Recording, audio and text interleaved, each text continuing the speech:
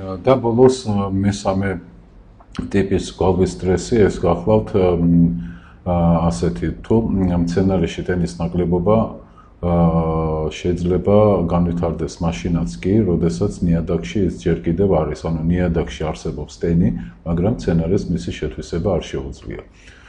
ეს როდის ხდება? ეს ხდება მაშინ, როდესაც დაბალი ტემპერატურაა, შესაბამისად ნიადაგის ტემპერატურა არის დაბალი. და ფესვებისთვის მიუწვდომელია ან ძნელად მისაწვდომია სწორედ ნიადაგის ეს ტენი. ამ მოვლენას მეორენაირად სამთრის გამოშრობაც ეწოდება და ჩვენ გვქონდა უკვე ამაზე საუბარი, თუ როგორი უარყოფითი ზეგავლენა შეიძლება მოახდინოს მან მაგალითად მარადმწვანე მცენარეებზე, რომელთა ფოთლები ზამთარში ან ძალიან ადრე გაზაფხულზე ჯერ მწვანეა და თოვლისგან გამოთავისუფლებულები, ისინი აქტიურად იწყებენ უკვე ფოტოსინთეზსა და ტრანსპირაციას, მაგრამ მათ ესეთ აქტივობას ხელს ვერ უწყობს, ფეხს ვერ უწყობს უბრალოდ ტენით, ფესვებით ტენით მომარაგება.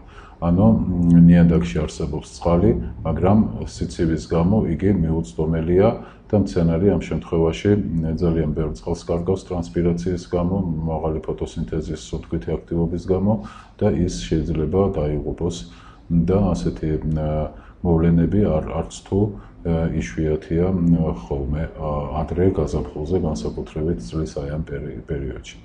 ანუ აი ეს მესამე ვარიანტი სტრესისა დაახლოებით ისეთივეა, ისევე როგორც საკვებით უზრუნველყოფის შემთხვევაში.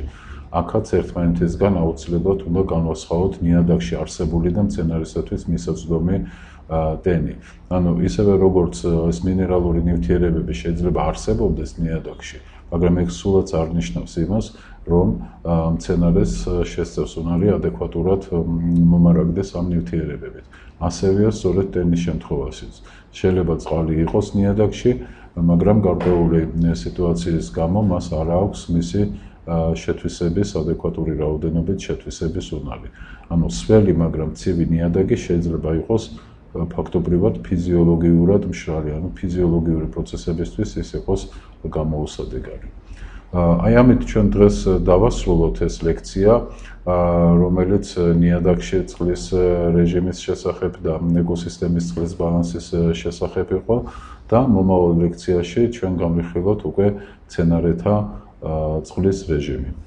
მადლობთ ყურადღებისთვის.